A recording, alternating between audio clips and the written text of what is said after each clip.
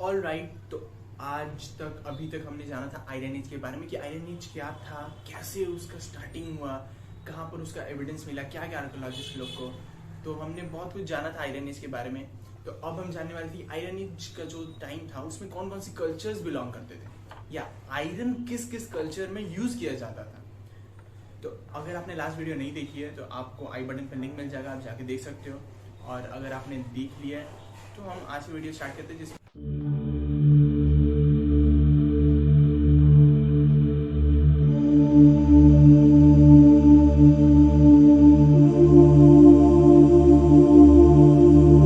तो basically iron age दो part में डिवाइडेड है, एक नॉर्थ इंडिया, एक साउथ इंडिया।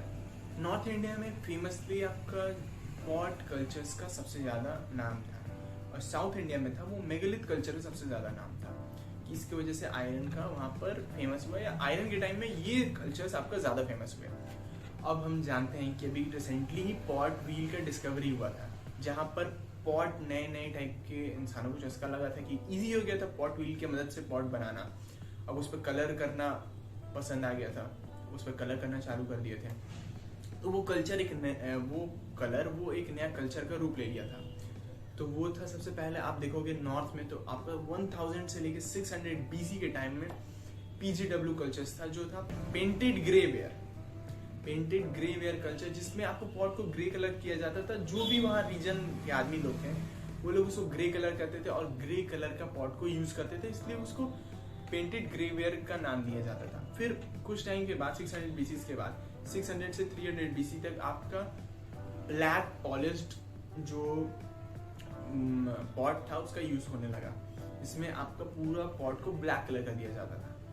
ठीक है, तो वो था northern black polished where cultures, जो आपका 600 से लेके 300 BC तक आया। PGW जो आपका नॉर्थ इंडिया में फेमस था, मगर जो NBW था वो आपको नॉर्थ से मिड तक, मतलब मिडिल इंडिया तक फेमस हुआ था, मतलब वो इतना तक स्टैंड कर चुका था। अब उसके नीचे था साउथ इंडिया। अब साउथ इंडिया में क्या था, साउथ इंडिया में आपका रेड ब्लैक कोट कल्चर का नाम था। उसमें इंटीरियर पूरा ब्लैक करते थे, नेक तक का, नेक के बाहर आपका रेड कलर किया जाता था। ये हम मानते थे कि हाँ ये कल्चर हमें चाहिए, मतलब वहां पर यूज था। लेकिन उससे ज्यादा उस टाइम में मेगालिथ कल्चर फेमस हुआ। अब मेगालिथ कल्चर था क्या? मेगालिथ कल्चर आपका था आपका बरियल प्रैक्टिस, एक टाइप का बरियल प्रैक्टिस, जो अगर आप लास्ट वीडियो से शुरू से देखते आ रहे थे आपको पता होगा कि हमने मेगालिथ कल्चर के बारे में बहुत बार बात किया। बरियल प्रैक्टिस अलग अलग टाइप के होते हैं। आपको दो टाइप मैंने बताया था कि एक कंप्लीट बरियल होता है, पूरा दफनाना, और एक होता है पार्शियल बरियल प्रोसेस, जिसमें आधा दफनाया जाता है इंसानों को। उसको आधा पहले छोड़ दिया जाता है एक खुले जगह में, जहाँ पर जानवर उसको पहले खा लेते हैं अच्छे से, जो बचे कुछ हड्डी वड्डी है वो सब उसको दफना दिया जाता था। उसको बोलते थे पार्शियल बरियल कल्चर्स। तो दो टाइप के कल्चर्स आपको मिलते हैं देखने को। मेगालिथ कल्चर्स में आपको जो कंप्लीट बरियल प्रोसेस था उसमें से आपको अलग अलग टाइप के 40 तरह के आपको मिलेंगे। मेगालिथ का मतलब क्या होता है? मेगालिथ, मेगा मतलब बड़ा, लिथ मतलब स्टोन, मतलब ह्यूज स्टोन का यूज किया जाता था दफनाने के लिए, बहुत बड़े बड़े स्टोन का, इसलिए उसको मेगालिथ कल्चर बोलते हैं। और मेगालिथ कल्चर मोस्टली आपको साउथ इंडिया में, क्योंकि आप जब मेगालिथ कल्चर ऑफ इंडिया बात करोगे ना तो वो साउथ इंडिया जाता है, कि नॉर्थ का जो मेगालिथ कल्चर था वो इंडिया में अब पार्ट नहीं है इंडियन सब कॉन्टिनेंट का, इसलिए उसको अब इंडियन मेगालिथ कल्चर में ये नहीं बोलते हैं, उसको इंडियन मेगालिथ कल्चर में अब नहीं लेते हैं। अब सिर्फ साउथ का जो है वो मेगालिथ कल्चर ही आपका इंडियन मेगालिथ कल्चर में आता है। तो उसमें भी 40 तरह के हम लोग को मेगालिथ कल्चर मिलते हैं। तो उसमें से आपका कुछ हम बताने वाले हैं, कुछ पे हम बात करने वाले हैं। तो सबसे पहला है रॉक कट केव्स। तो लेटराइट रॉक्स का बड़ा बड़ा स्टोन लिया जाता था, उसमें क्या करते थे उस स्टोन में इंसानों को डाला जाता था, पहले उसमें केव बनाया जाता था, फिर उसमें बॉडी को डाला जाता था, उसको बंद करके उसको दफना दिया जाता था। तो ये एक तरह का था कि रॉक का यूज किया जाता था, बड़ा रॉक का। सेकंड आप बोल सकते हो महनीर था, ठीक है। और जो आपका लास्ट वाला मैंने बताया रॉक कट केव्स, वो आपको केरला में पाया जाता था, केरला के रीजन में। सेकंड था महनीर। महनीर एक ऐसा था जहां पर इंसान को दफना दिया जाता था, और वहां पर आपको 1.5 मीटर का लंबा लंबा एरेक्ट, मतलब सीधा पत्थर को रखा जाता था कब्र के ऊपर। वो एक टाइप का महनीर कल्चर था जहां पर उसका यूज किया जाता था। थर्ड बोल सकते हो हुड स्टोन का। हुड स्टोन क्या?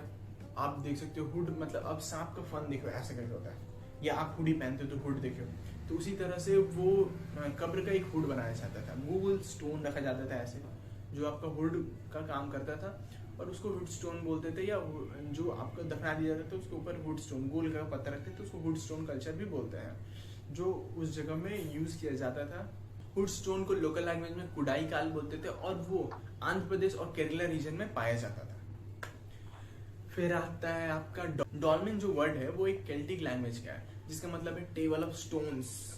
मतलब आपका जो डेड बॉडी है उसके चारों तरफ में दो तरफ में आपका 2 स्टोन डाल दिया, और ऊपर में एक स्लैब लगा देता था। अगर दूर से आप देखोगे तो उसको लगेगा कि वो टेबल रखा हुआ है वहां पर, मगर वो टेबल कब्र के ऊपर बनाया जाता था स्टोन की मदद से, बड़ा बड़ा स्टोन की मदद से।